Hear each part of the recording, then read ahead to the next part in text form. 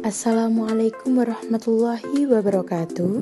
Kami dari kelompok 8 beranggotakan Khairun Nikmah, Ratnasari, Tania Karesa, Berliana Safitri, Dila Aswindi, dan Lolita Dea. Dari mata kuliah Pembelajaran Bahasa Indonesia SD atau MI, dosen pengampu Ibu Rohmah Ifantri, MPDI, akan menjelaskan materi tentang Rencana Pelaksanaan Pembelajaran Bahasa dan Sastra Indonesia SD atau MI di kelas rendah dan di kelas tinggi. Assalamualaikum warahmatullahi wabarakatuh. Saya Ratnasari, NIM 12-2051-93007. Saya di sini akan mempresentasikan mengenai pengertian Rencana Pelaksanaan Pembelajaran atau RPP.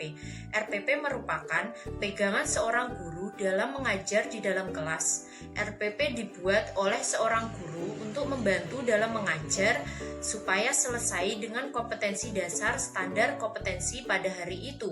Jadi, pengertian rencana pelaksanaan pembelajaran atau RPP adalah rencana kegiatan pembelajaran tatap muka untuk satu pertemuan atau lebih yang dikembangkan dari silabus untuk mengarahkan kegiatan pembelajaran peserta didik dalam upaya mencapai kompetensi dasar atau KD.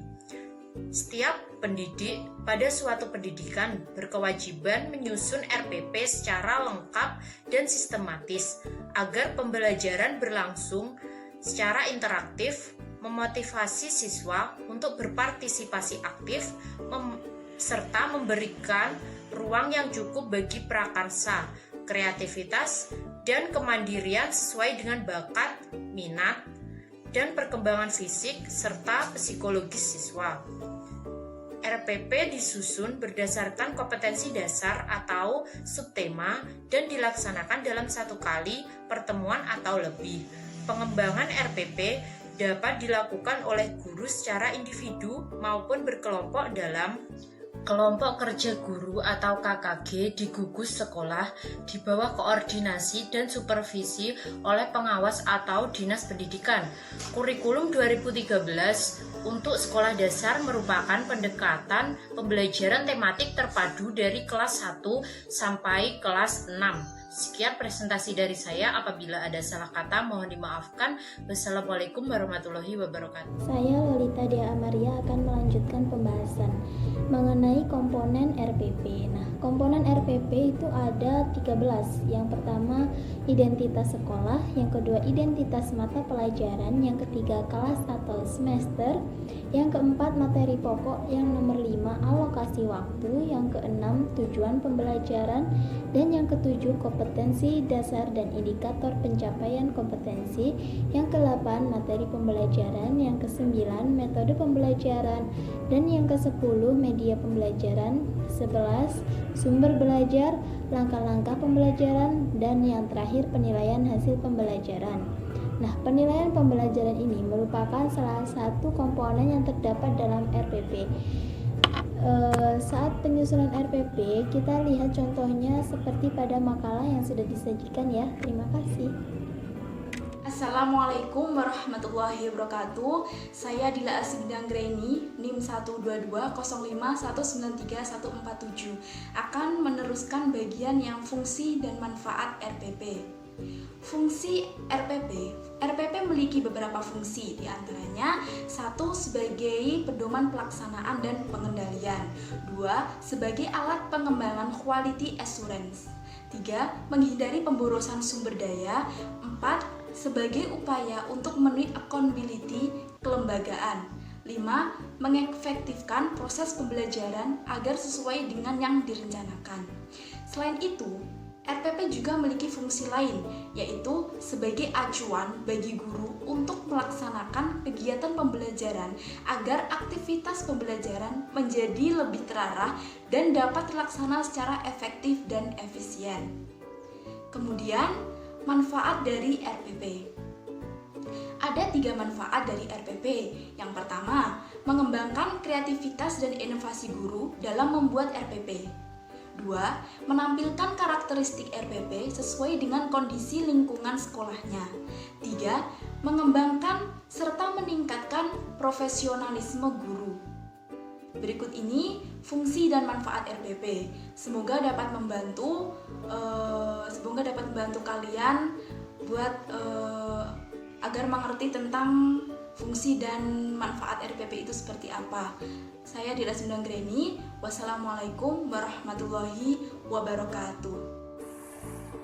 Halo, Assalamualaikum warahmatullahi wabarakatuh. Perkenalkan, saya Tania Karesa, NIM 12205193061.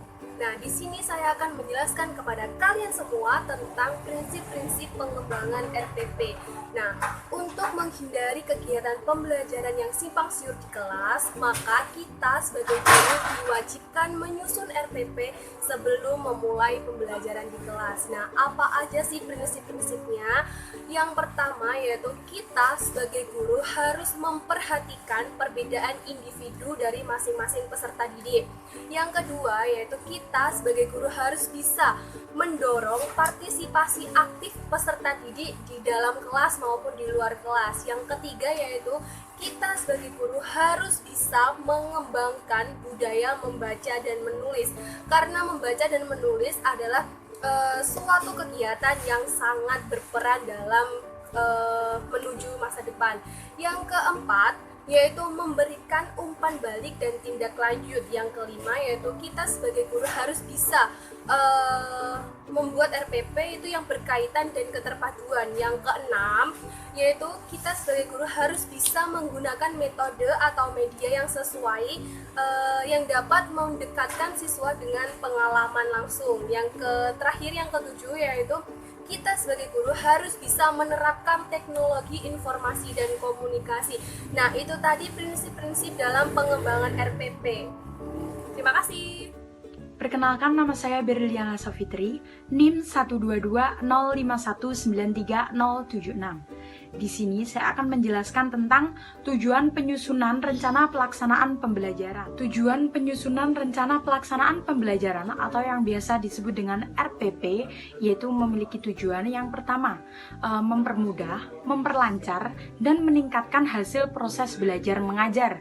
Yang kedua yaitu memberi kesempatan bagi pendidik untuk merancang pembelajaran yang sesuai dengan kebutuhan peserta didik, kemampuan pendidik, dan fasilitas yang dimiliki sekolah.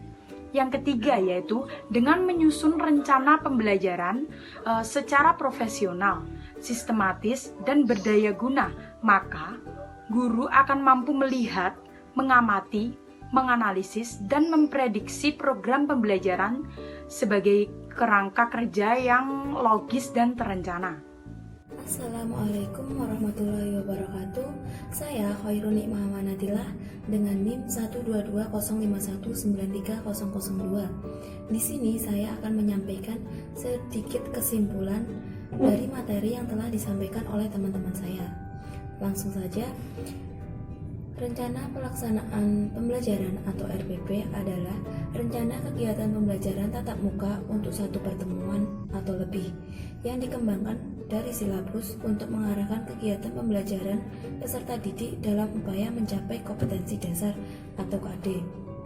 Dalam penyusunan atau pembuatan RPP, kita harus memperhatikan komponen RPP, manfaat dan fungsi RPP, prinsip penyusunan RPP, dan tujuan dari pembuatan RPP itu sendiri. Terima kasih, semoga bermanfaat buat teman-teman semua. Wassalamualaikum warahmatullahi wabarakatuh. Sekian dari kelompok kami, bila ada kurang lebihnya mohon maaf. Wassalamualaikum warahmatullahi wabarakatuh.